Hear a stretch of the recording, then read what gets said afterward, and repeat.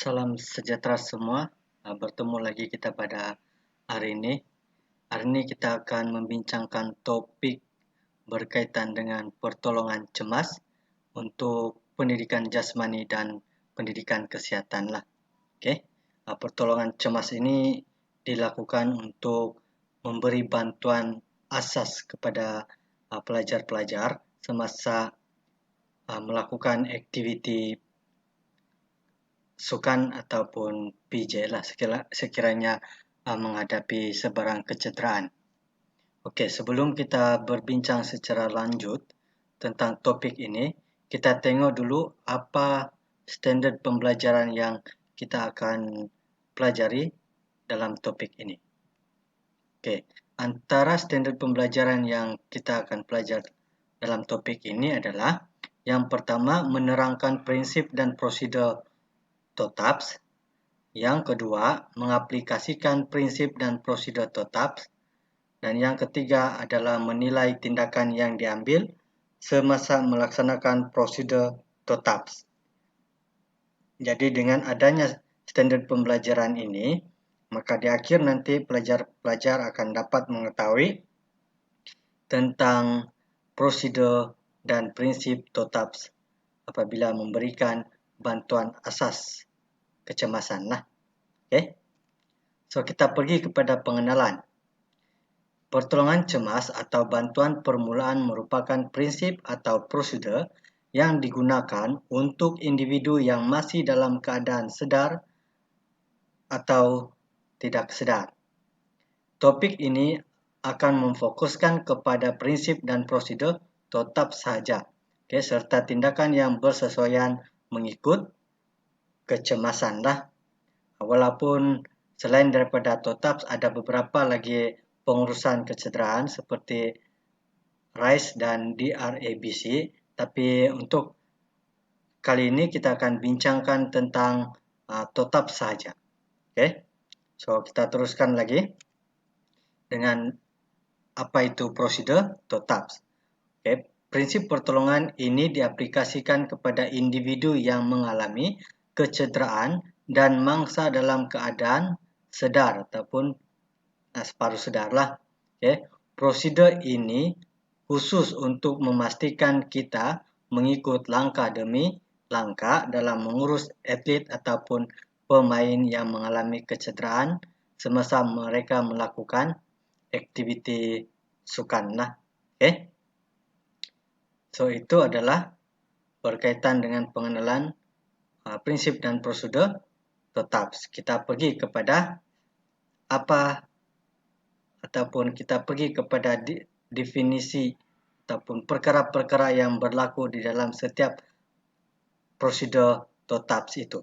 Okey, kalau kita tengok kepada TOTAPS itu, dia ada 6 perkataan iaitu T, O, T, A, P, S.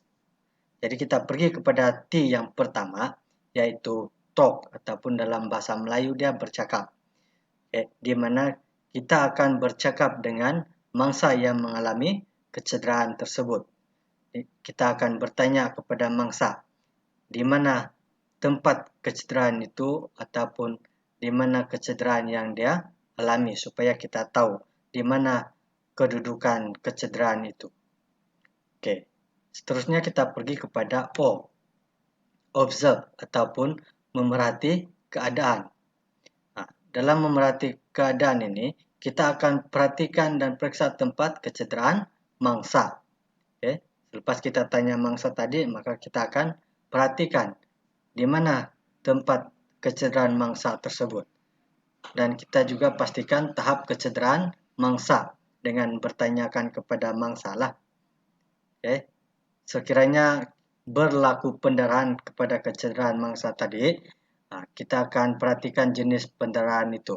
Jika kecederaan yang berlaku serius, maka prosedur seterusnya tidak perlu dilakukan. Mangsa perlu dirujuk ke hospital atau pakar perubatan teruslah. Okay. Selepas kita bertanya dengan mangsa, sekiranya kecederaan itu sangat serius, kita tidak perlu lagi selesaikan prosedur TOTAPS itu. sampai kita observe saja, terus kita direct antar dengan pakar perubatan ataupun kita bawa pergi klinik pelajar tersebut ataupun mangsa tersebut. Oke, seterusnya kita pergi kepada T yang kedua, yaitu touch ataupun sentuh, di mana kita sentuh bahagian yang disaki mengalami kecederaan dengan berhati-hatilah. Oke. Di samping itu kita akan tanya mangsa itu berapa dia punya darjah kecederaan ataupun tahap kecederaan itu. Dan seterusnya kita juga meminimumkan pergerakan pada anggota badan mangsa yang cedera lah. Okay? Sebab selepas kita tahu dan kita sentuh bahagian yang cedera itu, maka kita seboleh-bolehnya kita kurangkan pergerakan kepada anggota yang cedera itu kepada mangsa, supaya sekiranya ada sesuatu yang teruk berlaku, dia dapat mengelakkan daripada memudaratkan lagi kecederaan yang dialami oleh mangsa tersebut. Okey. Selepas itu kita pergi kepada A, iaitu active movement ataupun pergerakan aktif. Kita meminta mangsa melakukan pergerakan aktif bagi mengesan tempat dan tahap kecederaan. Okay. Pergerakan itu hendaklah dilakukan sehingga julat di mana si mangsa berasa sakit di bahagian yang cedera. Okey, contohnya kalau mangsa itu sakit di bahagian kaki ataupun bahagian lutut lah. Okey. Jadi kita akan suruh mangsa untuk menggerakkan tanpa bantuan kita lutut ataupun kaki mangsa tersebut. Dan sekiranya mangsa mengalami kesakitan sudah, maka kita suruh berhentilah. Maksudnya tahap untuk mangsa itu boleh menggerakkan anggota yang cedera tadi itu di situ saja. Jadi kita tidak perlu paksa lagi. Oke, seterusnya kita pergi kepada passive movement ataupun pergerakan pasif.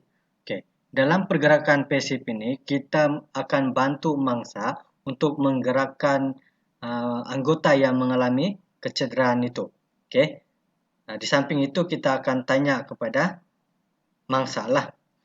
Di masa kita membantu untuk menggerakkan anggota mangsa itu yang cedera, kita tanya mangsa sama ada dia masa kita menggerakkan kaki itu ataupun bagian yang cedera itu ada rasa sakit ataupun tidak. Okey. Jika mangsa mengalami kesakitan yang sangat teruk, maka kita akan rujuk kepada pakar perubatan lah. Okey. Yang seterusnya adalah S, skill test ataupun kemahiran. Di mana di peringkat ini kita meminta mangsa berdiri dan melakukan ujian kemahiran seperti melompat ataupun berlari lah sekiranya mangsa itu cedera di bahagian kaki. Okay. Sekiranya mangsa berasa sakit, maka seperti yang cikgu cakap tadi itu, bawa ke hospital ataupun klinik untuk mendapatkan perawatan. Sekiranya mangsa tidak mengadu sakit dan mangsa berasa selesa, maka bolehlah terus meneruskan aktiviti dia lah. Kalau dia tidak larat, kita bawa pergi hospital. Jadi itulah prosedur-prosedur TOTAPS kita. Di mana yang pertama sekali kita kena bercakap dahulu dengan mangsa yang mengalami kecederaan. Selepas kita bercakap, kita kena perhatikan tahap kecederaan mangsa tadi itu. Lepas kita perhatikan, baru kita sentuh. Selepas kita sentuh bahagian yang cedera tadi itu, kita akan meminta pesakit ataupun mangsa untuk melakukan pergerakan aktif. Tanpa bantuan lah. Kalau pergerakan aktif ini tanpa bantuan. Seterusnya kita akan buat passive movement ataupun pergerakan pasif, di mana kita membantu mangsa menggerakkan tempat yang cedera itu. Okay. Selepas kita buat passive movement, barulah kita akan buat skill test ataupun kemahiran lah. Okay. Di mana kita akan meminta untuk mangsa melakukan ujian kemahiran seperti melompat ataupun berlari-lari anak lah kalau dia mengalami kecederaan di sebelah kaki. Kalau di anggota lain, kita suruh mangsa untuk menggerak-gerakkan anggota yang cedera tadi. Jadi itulah prosedur dan prinsip TOTAPS yang kita akan pelajari hari ini. Oke, seterusnya kita tengok video tentang pelaksanaan bantuan asas kecemasan menggunakan prosedur TOTAPS. So, kita sama-sama perhatikan. Oke, kita perhatikan.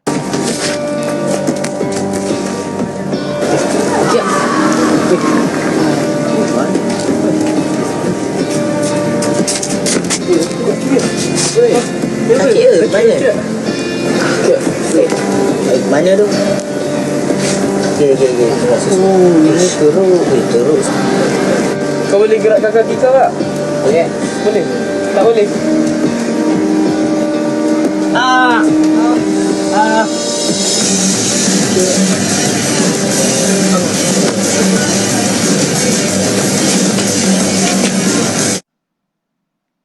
Okey, demikianlah video tentang pelaksanaan TOTAPS, prosedur TOTAPS. Jadi, cikgu harap selepas melihat dan mengetahui pembelajaran tentang pertolongan cemas ini, di mana pemberian asas kecemasan lah, sekiranya berlaku kecederaan ataupun berlaku kemalangan semasa melakukan aktiviti PJK. Jadi pelajar-pelajar dapat mengetahui bagaimana membantu ataupun memberi bantuan asas kecemasan kepada rakan-rakan. So, itu saja topik kita untuk hari ini. So, cikgu harap selepas ini pelajar-pelajar bolehlah mengaplikasikan apa yang dipelajari pada hari ini untuk memberikan bantuan asas kecemasan kepada rakan-rakan sekiranya berlaku kemalangan ataupun kecederaan semasa melakukan aktiviti PJK. So, sekian dan terima kasih. Kita jumpa lagi di next topik kita. Okay.